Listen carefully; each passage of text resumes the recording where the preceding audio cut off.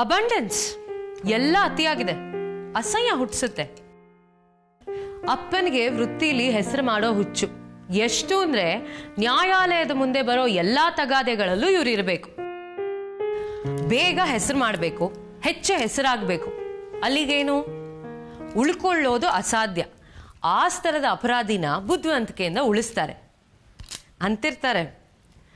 ಪ್ರಾಮಾಣಿಕರ ಪರ ಪರಕ್ಕಾಗತ್ತೆ, ಇಹಕ್ಕೇನಿದ್ರು ಅಪ್ರಾಮಾಣಿಕರು ಅಂತ. ಸತ್ಯ. ಅಮ್ಮಂಗೆ ಆಸ್ತಿ ಹುಚ್ಚು. 150 ಚದರದ ಮನೆ ಅಂತೆ. ಕಳೆದು ಹೋಗೋದು ಮನೇನ? ಅದು ಬಯಲು, ಕಾಡು. ದುಡ್ದಿದ್ದೆಲ್ಲ ಅದಕ್ಕೆ ಸುರಿತಿದ್ದಾರೆ, ಮೇಲ್ ಸಾಲ.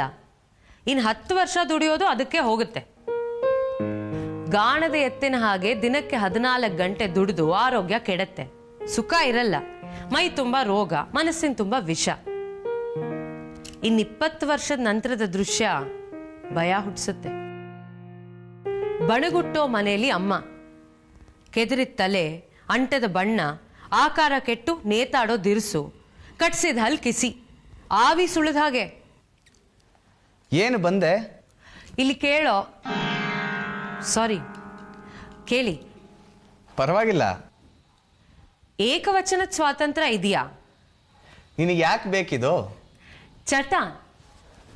ಅಪ್ಪ ಅಮ್ಮ ಸಮಾಜದಲ್ಲಿ ಪ್ರತಿಷ್ಠಿತರು, ನೀನು ಅವರೊಬ್ಳೆ ಮಗಳು. ಚೆನ್ನಾಗಿ ದುಡ್ದಿದ್ದಾರೆ, ಆಸ್ತಿ ಮಾಡಿದ್ದಾರೆ. ಮದುವೆ ಅಂತ ಮಾಡ್ಕೋ, ಗಂಡ ಮಕ್ಕಳು, ಕಾರು, ಬಂಗ್ಲೆ, ಸುಖವಾಗಿರತ್ತೆ ಅಲ್ವಾ? ಅದು ಬಿಟ್ಟು ಈ ಗಬ್ಬು ಯಾಕೆ ಬೇಕು? ಕುಡಿತದ ಚಟ ಇದೆಯಾ? ಯಾಕೆ ಹೇಳು. ಸುಖ ಅನ್ಸತ್ತಾ? ಮಿಕ್ಕಿದ್ದು ಜೂಜು, ಕಳ್ಳತನ, ಹೀಗೆ ಚಟಗಳು.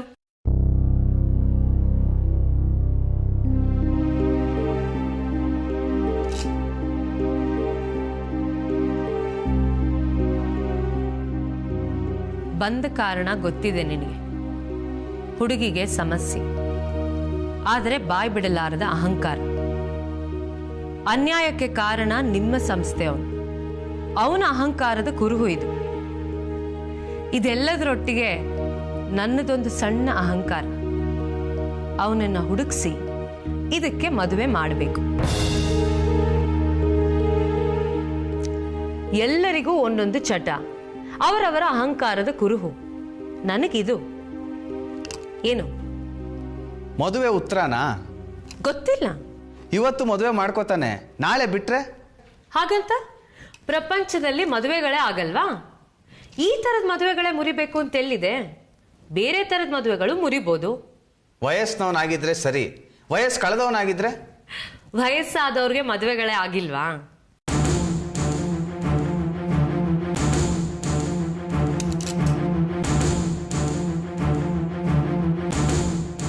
ವರ್ಷಕ್ಕೆ 30 ಕೋಟಿ ಆದಾಯ. ಇಷ್ಟು ಪ್ರತಿಷ್ಠಿತ ಸಮಾಜದಲ್ಲಿ ವಯಸ್ಸು ಆದ್ಮೇಲೆ ಅಲ್ವಾ ಮದುವೆ? ಹಣದಲ್ಲಿ ಇತ್ಯರ್ಥ ಆಗೋದು ಸೂಕ್ತ. ಯಾರು ಅಂತ ನಿಂಗೆ ಗೊತ್ತಾ? ಇಲ್ಲ. ಯಾಕೆ? ಪರಿಚಯದವರು, ಬಹಳ ಹತ್ರದವರು ಅಂತ ಗುಮಾನಿನ? ಇಲ್ಲಪ್ಪ. ಮತ್ತೆ ಏನಿಲ್ಲ. ಪರಿಚಯದವ್ರಲ್ಲ, ಹತ್ರದವ್ರಲ್ಲ, ಸಂಬಂಧಪಟ್ಟವರು ಅಲ್ಲ. ಮದುವೆ ಆಗ್ಲಿ, ಅನುಭವಿಸ್ಲಿ ಬಿಡು, ನಿಂಗೇನು?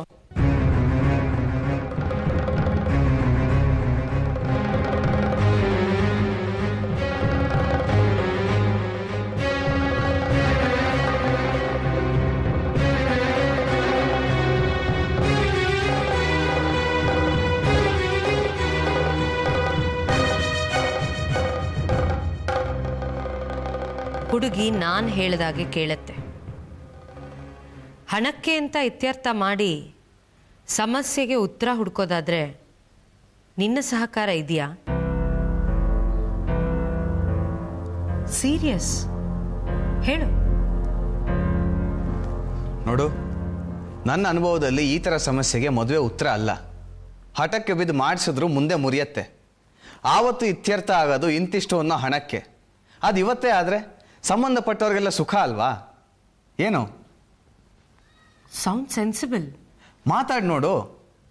ನಿನ್ನೊಪ್ಪಿಗೆ ಇದೆ? ಶ್ಯೂರ್. ಮಾನಸಿಕ ಅಸ್ವಸ್ಥೆ, ಮೋಸಕ್ಕೆ ಒಳಗಾದ ಪಾಪದ ಹುಡುಗಿ ಇನ್ನೊಂದು ಹೆಂಗಸು ಅಂತ ನನ್ನನ್ನು ಹುಡುಕೊಂಡು ಬರುತ್ತೆ.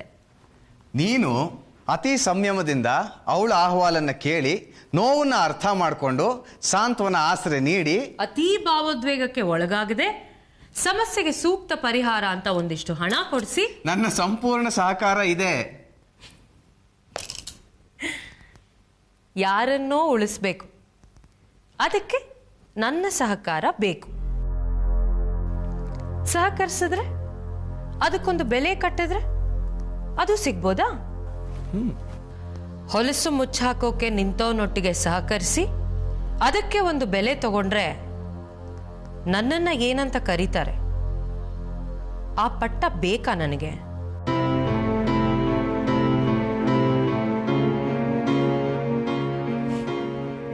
ಬದ್ಲಿ ಹೀಗ್ ಮಾಡಿದ್ರೆ ಹೇಗೆ? ಪುರ್ಸೊತ್ತಾಗಿದ್ದೀನಿ, ಸದ್ಯಕ್ಕೆ ಸ್ವಂತ ಮದುವೆ ಕನ್ಸಲ್ ಮಾತ್ರ.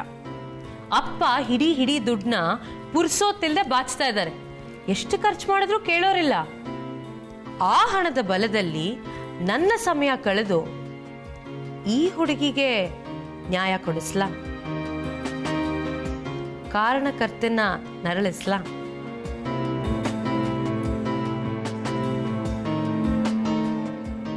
ಹುಡುಕ್ಸು, ಯಾರವನು ಗೊತ್ತಾದ್ರೆ ತಿಳಿಸು.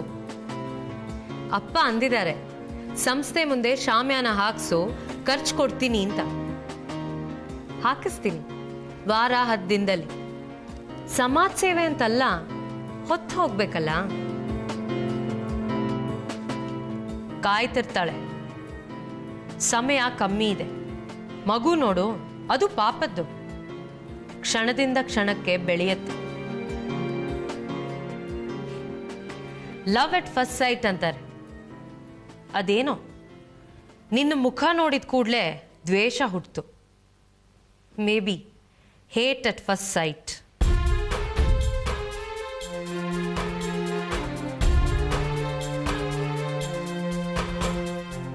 ಅಮ್ಮಂದು ನಿಂದು ಎಕ್ಸ್ಪ್ರೆಷನ್ಸು, ಹಾವ ಭಾವ ಸಿಮಿಲರ್, ಒಂದೇ ಥರ.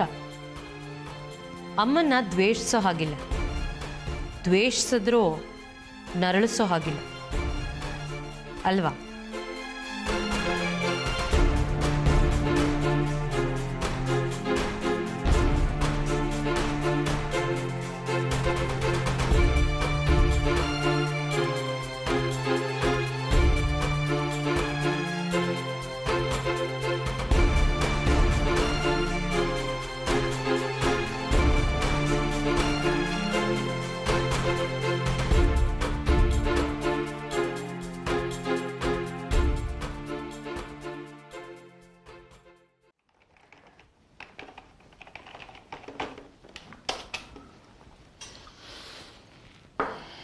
ಆಗಲೇ ಬಂದಿದೆಯಾ? ಹೇಗಿದೆ ಬೈಕು? First class. ಎಲ್ಲಿ ಹೇಳು? ಏನು ನೀನಿಷ್ಟು ಬೇಗ? ಆಫೀಸ್ನಲ್ಲಿ ಯಾವುದೋ ರಿಟೈರ್ಮೆಂಟ್ ಫಂಕ್ಷನ್ನು, ಸಂಜೆ ಪರ್ಮಿಷನ್ನು, ಬಂದೆ.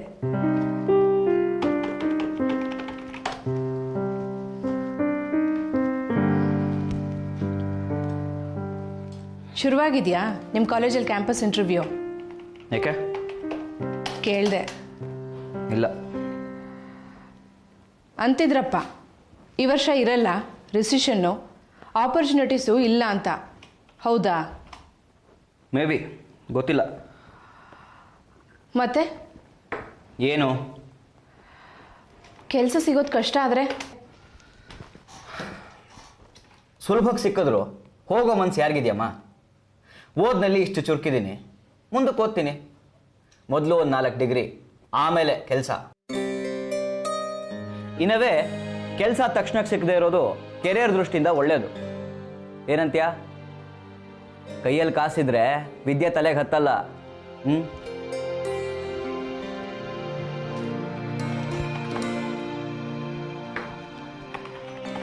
ಅವಳೆಲ್ಲಿ? ಲೇಟ್ ಆಗುತ್ತೆ ಅಂದ್ಲು. ಯಾಕೆ? ಹೇಳಿಲ್ವಾ? ಏನು? ಬಾಂಬೆಲಿ ಆಲ್ ಇಂಡಿಯಾ ಕಲ್ಚರಲ್ ಮೀಟ್ ಅಂತೆ. ಹೊರಟಿದೆ ಇವ್ರದ್ದೊಂದು ಗುಂಪು ಡ್ಯಾನ್ಸ್ ಪ್ರೋಗ್ರಾಮ್ಗೆ. ಹಾಗೆ ಸುತ್ತಮುತ್ತ ಒಂದು 10 ಊರು. ಧಿರಿಸು, ಖರ್ಚಿಗೆ ಇಷ್ಟು ಕಾಸು ಬರುತ್ತೆ. ಕುತ್ತಿಗೆಗೆ ಒಂದು 20,000.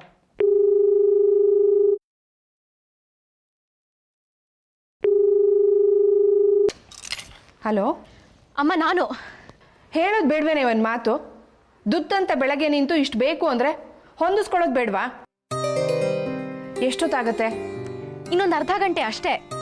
8 ಗಂಟೆಗೆ ನಿಮ್ಮಪ್ಪ ಬರ್ತಾರೆ, ಅಷ್ಟರೊಳಗೆ ಬಂದ್ಬಿಡು. ನಿಮ್ಮ ಅಪ್ಪನ ಎದುರಿಗೆ ಪ್ರಸ್ತಾಪ ಬೇಡ. ಕುಣ್ಕೊಂಡು ನೀನು ಊರೂರು ತಿರುಗ್ತೀಯ ಅಂದರೆ ಅವ್ರು ಇವತ್ತೇ ಇಲ್ಲೇ ತಾಂಡವ ಶುರು ಮಾಡಿಬಿಡ್ತಾರೆ. ಆಯ್ತು.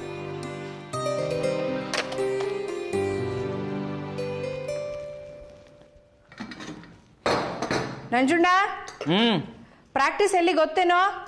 ಕಾಲೇಜಲ್ಲೇ ಅಂದ್ಲು. ಹೋಗಿ ಕಾದು ಮುಗಿತಿದ್ದ ಹಾಗೆ ಕರ್ಕೊಂಬರ್ತೀಯಾ? ವಯಸ್ಸಿನ ಹುಡುಗಿ ಕತ್ಲೊತ್ತು ಒಬ್ಳೆ ಅಲಿತಾಳೆ ಅಂತಾರೆ. ಬರ್ತಾಳೆ ಬಿಡು. She is not A kid. ಮಗು ಅಲ್ಲ. ಹೆಣ್ಮಕ್ಳು ಚಂದ್ರನ್ ಮುಟ್ಟು ಬರೋ ಕಾಲ. ನೀನು ಕುಣಿತೀಯ. ನಾನಲ್ಲ, ನಿಮ್ಮಪ್ಪ. ನನಗೆ ನಿನಗೆ ಚಂದ್ರ ಭೂಮಿ ಹಾಗೆ ಕಲ್ಲು ಮಣ್ಣು ನೀರಿನೊಂದು ಗ್ರಹ.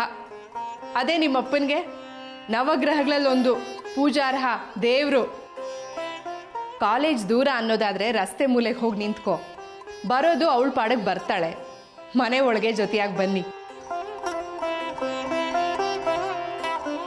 ಅವ್ರು ಬರೋದ್ರೊಳಗೆ ಬಂದರೆ ಸರಿ, ಇಲ್ಲದೆ ಹೋದರೆ ಕೇಳ್ತಾರೆ. ಸ್ಪೆಷಲ್ ಕ್ಲಾಸು ಅಂತ ಹೇಳು. ಖುಷಿ ಖುಷಿಯಾಗಿ ಕಿಸ್ಗುಟ್ಟ ಕುಣ್ಕೊಂಬರೋದೇನು ಬೇಡ. ಆಯಿತು. ಮುಖ ಊದಿಸ್ಕೊಂಡು ಗುಡ್ಡ ತಲೆ ಮೇಲೆ ಹೊತ್ತವ್ರ ಹಾಗೆ ಕಾಲು ಎಳ್ಕೊಂಡು ಬರ್ತೀವಿ. ಅಪ್ಪ ಎತ್ತಿನ ಗಾಡಿ, ನೀನು ಕಾರು ಸ್ಕೂಟರು, ನಾವು ಪ್ಲೇನು. ಅವ್ರು ತೆವಳ್ಕೊಂಡು ಬರ್ತಾರೆ, ನೀನು ಓಡ್ತೀಯ, ನಾವು ಹಾರ್ತೀವಿ. ಈ ಜನ್ರೇಷನಲ್ಲಿ ಗ್ಯಾಪು ಜಾಸ್ತಿಮ್ಮ.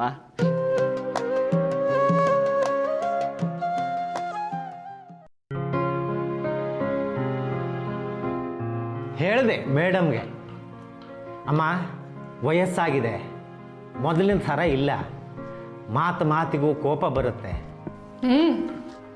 ಅವರಂದ್ರು ಮೊದಲು ಆರೋಗ್ಯ, ಆಮೇಲೆ ಕೆಲಸ, ದುಡ್ದಿದ್ದು ಸಾಕು, ಮನೆಗೆ ಹೊರಡಿ. ಅದೇ ಇವತ್ತು ಬೇಗ. ಮೊದಲು ಇಷ್ಟೊಂದು ಕೋಪ ಇರಲಿಲ್ಲ ನನಗೆ. ಇತ್ತ? ಇಲ್ಲಪ್ಪ. ಮದುವೆ ಆದಾಗ್ಲಿಂದ ಹೀಗೇನಾ ನಾನು? ಅಂದರೆ ದೂರ್ವಾಸ ಮುನಿ ಥರ ಮೂಗಿನ ತುದಿ ಮೇಲೆ ಕೋಪ ಕೂರಿಸ್ಕೊಂಡು? ಇಲ್ಲ, ನಂಜುಂಡ ಹುಟ್ಟಿದಾಗ ಏನು ಕಡಿಮೆ ಇತ್ತ ಸಂಭ್ರಮ? ನಗು, ಕುಣಿತ, ಲಲ್ಲೆ ಇರಬೇಕು. ಹಳೆ ಫೋಟೋಗಳು. ಏನು ಭಾಳ ಸಂತೋಷವಾಗಿದ್ದೀರಿ? ಅದು ಯಾಕೆ ಹಾಗಾಡಿದೆ ನಾನು? ನಿನಗೆ ಆದಾಯ ತೆರಿಗೆ ಕಾನೂನು ಗೊತ್ತು, ದೊಡ್ಡ ಹುದ್ದೆಲಿದ್ದೀಯಾ, 4 ಜನ ವಿಚಾರಿಸ್ಕೊಂಡು ಬರ್ತಾರೆ. ಗೋವಿಂದರಾಯರು ಬಂದರು, ಸುನಂದಮ್ಮ ಬಂದರು, ಹೆಮ್ಮೆ ಪಡಬೇಕಿತ್ತು ನಾನು. ಅದನ್ನು ಬಿಟ್ಟು ಹೊಟ್ಟೆ ಉರಿ ಅಂದರೆ ನಾಚಿಕೆಗೇಡು. ಅಮ್ಮ ಅಂದರು, ಬೀಡಿ ಫ್ಯಾಕ್ಟ್ರಿ ಕೆಲಸ ಆರೋಗ್ಯದ ಮೇಲೆ ಪರಿಣಾಮ ಬೀರಿರಬೇಕು, ದೈಹಿಕ ಆರೋಗ್ಯ ಕೆಟ್ಟಿರೋದ್ರಿಂದ ಮಾನಸಿಕ ಸ್ಥಿಮಿತ ತಪ್ಪಿದೆ, ಸಂಯಮ ಸತ್ತಿದೆ ಅಂತ. ಚೆಕಪ್ ಮಾಡಿಸೋಣ ಬಿಡಿ. ಸ್ವೀಟ್ಸ್ ಹಿಡ್ಕೊಂಬಂದೆ, ಚೆನ್ನಾಗಿರುತ್ತೆ. ನಾನು ತಿನ್ನಲ್ಲ ಸರಿ, ಮಡಿ ಮೈಲಿಗೆ ಪಾಪ ಅವಕಾಶ ಇರಲ್ವಾ? ನಮ್ಮ ಕಾಲಕ್ಕೆ ಮಕ್ಕಳನ್ನು ಎಳ್ಕೊಂಡು ಹೋಗಬಾರ್ದು. ಮಕ್ಕಳ ಕಾಲದಲ್ಲಿ ನಾವು ಬದುಕಬೇಕು. ಅಲ್ಲಿದೆ ನೋಡು ಸಾಮರಸ್ಯ. ಬಂದ್ಲು. ಸ್ಪೆಷಲ್ ಕ್ಲಾಸು ಲೇಟ್ ಆಗುತ್ತೆ ಅಂದಿದ್ಲು, ನಂಜುಂಡನ್ ಕಳಿಸಿದ್ದೆ.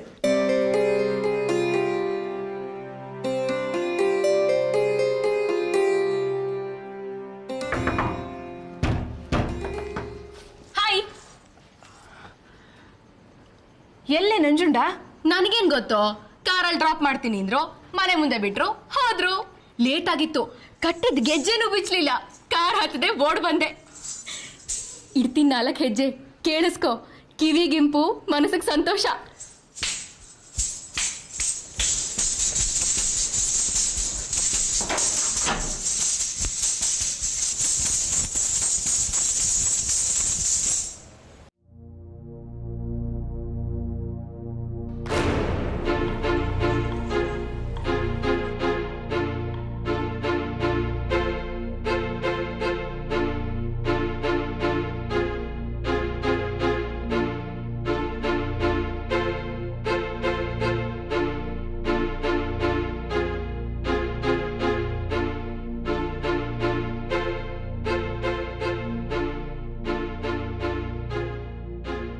ಹೋಗು ಬಿಚ್ಚಿಟ್ ಬಾ.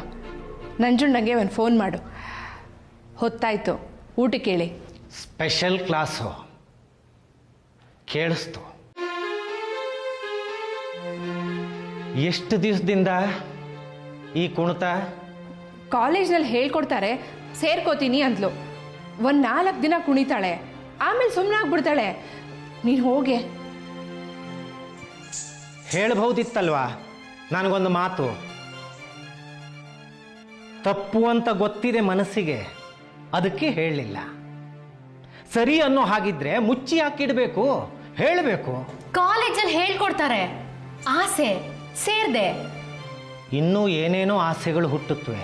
ಇದೊಂದು ವಿದ್ಯೆ, ಪ್ರಯೋಜನವಿಲ್ಲದ್ದು. It is a form of art. ಕಲೆ ಪ್ರಯೋಜನದಲ್ಲ ತುಲನೆ. ಹಾಡು ಹಸೆ, ಅದು ಕಲೆ. ಹಬ್ಬ ಹರಿದಿನ, ಒಂದು ಸಮಾರಂಭ, ಕಣ್ಣಿಗಂದದ ಹಸೆ, ಕಿವಿಗಿಂಪು ದೇವರ ನಾಮ, ಅಷ್ಟಕ್ಕೆ ಕಲೆ. ಕಲ್ತ್ಕೋ ಅಡುಗೆ ಮಾಡೋದನ್ನ, ಮನೆ ಓರೆ ಒಪ್ಪ ಮಾಡೋದನ್ನ, ಅದು ಕಲೆನೇ. ಹೇಳವಳಿಗೆ ಈ ಡಾನ್ಸು ಕುಣಿತ ನನಗಿಷ್ಟ ಆಗಲ್ಲ. ಕಾಲಕ್ಕೆ ತಕ್ಕ ಬದಲಾವಣೆ. ಒಂದು ಕಾಲೇಜು, ಒಂದು ಗ್ರ್ಯಾಜುಯೇಷನ್ನು, ಅಷ್ಟು ಸಾಕು. ಮೀರಿದ್ದಕ್ಕೆ ನನ್ನ ವಿರೋಧ ಇದೆ.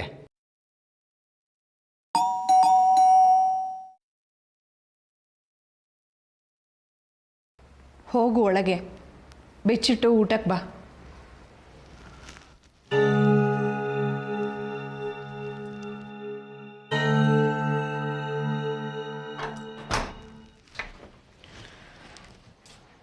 ಯಾವತ್ತು ಹೇಳಿದ ಕೆಲಸ ನೇರವಾಗಿ ಮಾಡಿದ್ಯಾ?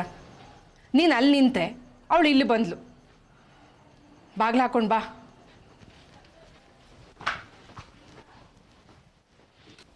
ಏನು ನಿಂತೆ? ಹೋಗು. ಆಸೆ ಸೇರಿದಾಳೆ, ಒಂದು 4 ದಿನ ಕುಣಿತಾಳೆ, ಬಿಡ್ತಾಳೆ. ಹೋಗೆ. ಅಪರೂಪಕ್ಕೆಲ್ಲ ಬೇಗ ಮನೆ ಸೇರಿದ್ದೀವಿ, ಒಟ್ಟಿಗೆ ಕೂತು ಊಟ ಮಾಡೋಣ. ಹೇಳಿ. ಬಾಂಬೆ ಪ್ರೋಗ್ರಾಮು ಗೋವಿಂದ. ನಾ ಹೋಗ್ತೀನಿ ಬಾಂಬೆಗೆ. ಈಗ ಯಾಕೆ ಚರ್ಚೆ? ಬರೀ ಬಾಂಬೆಗೆ ಮಾತ್ರ ಅಲ್ಲ, ಸುತ್ತ 10 ಊರು, 2 ವಾರದ ಟ್ರಿಪ್ಪು ಹೋಗ್ತಾ ಇದ್ದೀನಿ. ನನ್ನ ಅನುಮತಿ ಇಲ್ಲ. ಕೇಳಲಿಲ್ಲ. ಬೇಕಿಲ್ಲ. ನನ್ನ ಮಗಳು ಆಕಾರ ಪ್ರದರ್ಶಿಸ್ತಾ ಭಾವ ಭಂಗಿಲಿ ಬಳುಕೋದು ನನಗೆ ಬೇಡ. ನಿನ್ನಪ್ಪಣೆ ಕೇಳಲಿಲ್ಲ. ಅಪ್ಪ ಏನು ಗೊತ್ತಾ, ಗ್ರೂಪ್ ಡ್ಯಾನ್ಸ್ ಥೀಮು ರಾಸಲೀಲೆ. ಏನ್ ತಪ್ಪು? ಶೃಂಗಾರ ಒಂದು ಅದ್ಭುತವಾದ ಭಾವ. ಕೃಷ್ಣ ಕುಣಿದ್ರೆ ಶೃಂಗಾರ, ಮಿಕ್ಕವ್ರು ಕುಣಿದ್ರೆ ಅಲ್ಲ. ಕೇಳಿಸ್ತಾ? ಭಗವಂತ ಏನು ಮಾಡಿದ್ರು ನಡೆಯುತ್ತೆ, ಮಕ್ಕಳು ಮಾಡಬಾರ್ದು. ಸುಮ್ಮನಿರೋ, ಕೈ ಮುಗಿತೀನಿ, ಒಳಗೆ ಹೋಗು.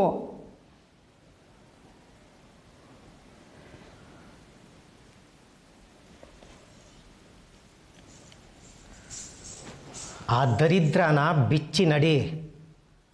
ಇದು ಸಂಭಾವಿತರ ಮನೆ, ವಾಟಿಕೆ ಅಲ್ಲ. ಗೆಜ್ಜೆ ಸದ್ದು ಮಾಡ್ತಾ ಹೆಜ್ಜೆ ಇಡೋದಕ್ಕೆ.